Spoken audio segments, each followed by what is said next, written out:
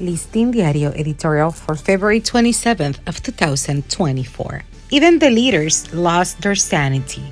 Why don't you shut up?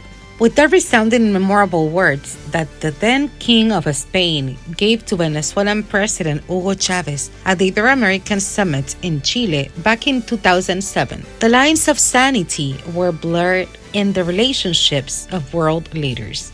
17 years later, reprimands, disqualifications, and off-color accusations have begun to qualify the confrontations between the leaders and countries involved in political friction or war.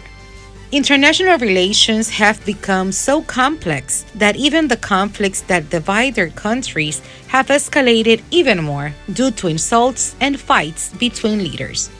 Following the outbreak of the war between Israel and Hamas, President Gustavo Petro of Colombia called Israeli Prime Minister Benjamin Netanyahu unfair, corrupt, and a barrier of injustice. And these days, in the heat of the war between Russia and Ukraine, North American President Joe Biden also fell into verbal continence by calling Russian leader Vladimir Putin a son of a bitch and crazy. Putin immediately responded by calling these expressions rude, while the Kremlin spokesman attributed them to behavior typical of a Hollywood cowboy.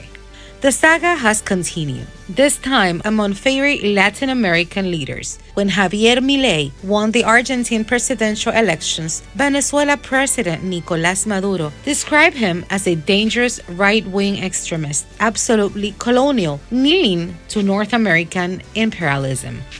In January, in another exchange of insults earlier, Milei had called Maduro an impoverishing socialist. Nayib Bukele from El Salvador also went on his face by insulting several former Latin American leaders and former Spanish President José María Aznar, calling them corrupt, looters, and some even murderers because they opposed his re-election.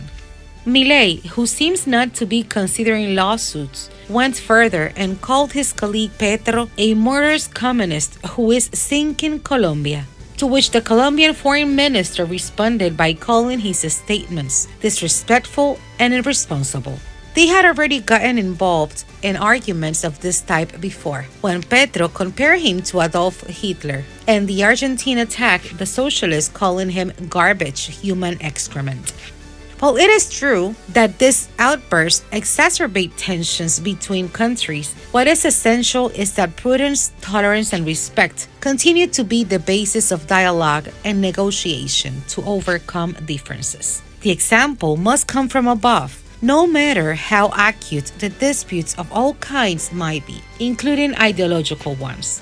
This prevents disagreements between leaders from reaching the point of spoiling understanding and solutions between their people through diplomatic channels. For Listín Diario, voice over and translations by Indira Rodriguez.